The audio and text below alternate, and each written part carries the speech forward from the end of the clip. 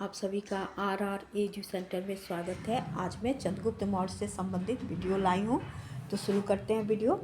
चंद्रगुप्त मौर्य 322 से 298 ईसा पूर्व तक इनका शासनकाल था। मौर्य राजवंश की स्थापना चंद्रगुप्त मौर्य ने की थी। चंद्रगुप्त मौर्य अपने गुरु कौटिल्य की सहायता से नंद वंश के अंतिम शासक धनानंद को परास्त करके मौर्य वंश की स्थापना किए थे। ब्राह्मण ग्रंथों के अनुसार चंद्रगुप्त की माता शूद्र जाति की थी, जिसका नाम मूरा था, जो नंदों के रनवास में रहती थी। बौद्ध ग्रंथ महावंश के अनुसार नेपाल की तराई में लगे गौरवपुर में मौर्य नामक क्षत्रिय कुल के लोग रहते थे। संभवतः चंद्रगुप्त मौर्य इसी वंश के थे। जैन ग्रंथों के अनुसार चंद्रगुप्त की माता एक ग्राम प्रमुख की पुत्री थी। जस्टिन ने मौर्य को निम्न वर्ग का बताया है। विशाख दत्त के मुद्रा राक्षस में चंद्रगुप्त मौर्य के लिए बिरसल या कुलहीन शब्द का प्रयोग हुए हैं। पुराणों के अनुसार मौर्य शूद्र थे। सर्वप्रथम सर विलियम जोन्स ने सैंडोकोटस की पहचान चंद्रगुप्त मौर्य से की थी। स्ट्रैबो के अनुसार चंद्रगुप्त मौर्य का एक उपनाम पॉलीब्रोथम था।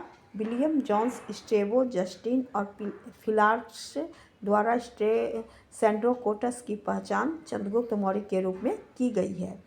प्लूटार्क और एरियन ने चंद्रगुप्त मौर्य को एंड्रोकोटस कहे हैं।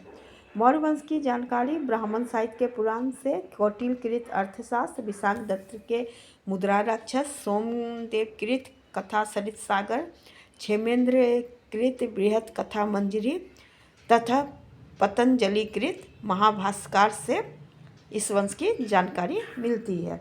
बौद्ध ग्रंथ में दीपवंश, महावंश, महाबोधि वंश और दिव्यावदान से आदि से मौर्य साम्राज्य के विषय में जानकारी मिलती है, जबकि जैन धर्म के स्रोतों में भद्रबाहु के कल्पसूत्र और हेमचंद्र के परिशिष्ट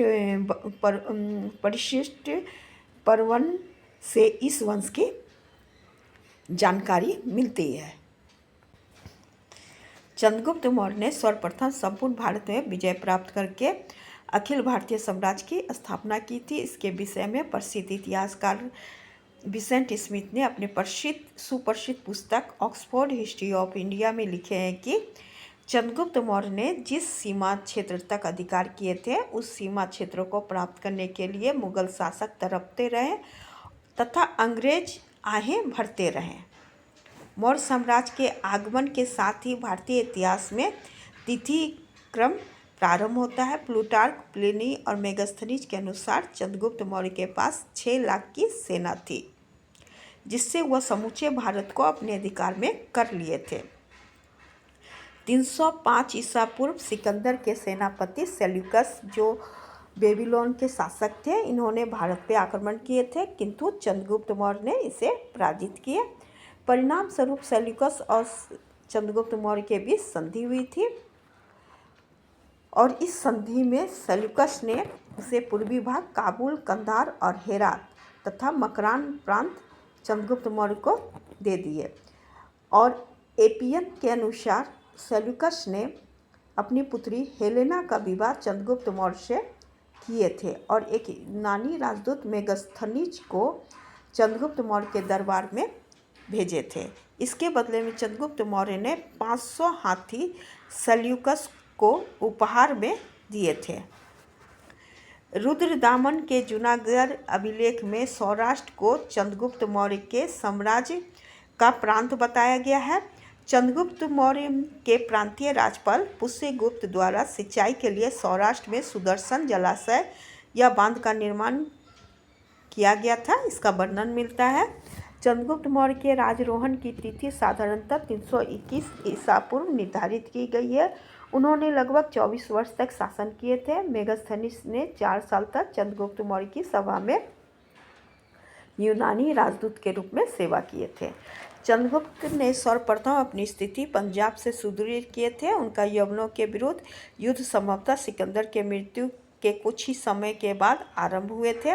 जस्टिन के अनुसार सिकंदर की मृत्यु के उपरांत भारत में सैंडोकोटस के नेतृत्व में भारत ने दास्ता के बंधन को उतार फेंका और यवन राजपालों को चंद्रगुप्त मौर्य द्वारा मार डाला गया था। चंद्रगुप्त ने यवनों के विरुद्ध अभियान लगभग 323 ईस्वी में आरंभ किए थे, किंतु इस अभियान को पूर्ण सफलता 317 ईसा पूर्व या उसके बाद मिली थी, क्योंकि इसी वर्ष पश्चिम पंजाब के शासक क्षत्रप यूदेमस ने अपनी सेनाओं सहित भारत छोड़ के गए थे।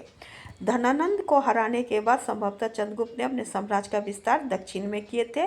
मामुलनार नामक प्राचीन तमिल लेखक तिनेवेली जिले के पोदियिल पहाड़ियों तक मौर्य आक्रमण का उल्लेख किए हैं। इसकी पुष्टि अन्य प्राचीन तमिल लेखों और ग्रंथों अहानुरु तथा पुर्नानुरु से भी मिलती है। आक्रमण में युद्ध प्रिय कौशल लोगों को सम्मिलित किए गए थे। आक्रमण कोंकण के एलिमले पहाड़ियों से होते हुए कोंगू जिले में और यहाँ से पोदियिल पहाड़ी तक हुए थे। दुर्भाग्यवश उपयुक्त उल्लेखों में इस मौर्य शासक का नाम प्राप्त नहीं हुआ है, किंतु वंब मौर्यन शब्द से मौर्य सम्राट चंद्रगुप्त मौर्य का ही अनुमान अधिक संगत लगता है। मैसूर से उपलब्ध कुछ अभिलेख में चंद्रगुप्त द्वारा शिकारपुर तालुक के अंतर्गत नागरखंड की रक्षा करने का उल्लेख मिलता है। श्रवणबेलगोला में मिले शिलालेख के अनुसार चंद्रगुप्त ने अपने अंतिम दिनों में जैन मुनि हो गए थे। आचार्य भद्रबाहु के वे शिष्य बन गए थे। शासक के रूप में चंद्रगुप्त अंतिम दिगंबर मुनि बने थे। चंद्रगुप्त मौर्य मगध में 12 साल के अकाल पड़ने के दौरान स्वामी भद्रबाहु के साथ श्रवणबेलगोला चले गए। वहीं उन्होंने 298 ईसा पूर्व उपवास द्वारा शरीर त्याग दिए थे।